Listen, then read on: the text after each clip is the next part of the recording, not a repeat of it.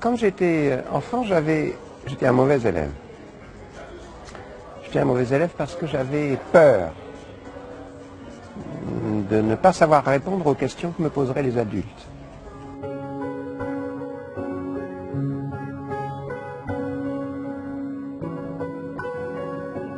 Et toute cette peur de l'enfance est devenue une connaissance. Et mon travail d'adulte, c'est de les guérir de cette peur. La réaction des adultes est toujours la même. Eux aussi ont peur.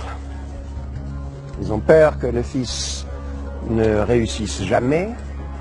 Et les professeurs aussi ont peur. Ils ont peur d'être de mauvais professeurs. Tout ça, c'est une affaire de solitude.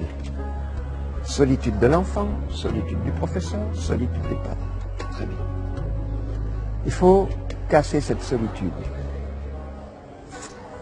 Pédagogiquement, comment tu casses la solitude? En créant des projets communs, où tout le monde est impliqué. Par exemple, pour l'école, un des projets communs, c'est le théâtre.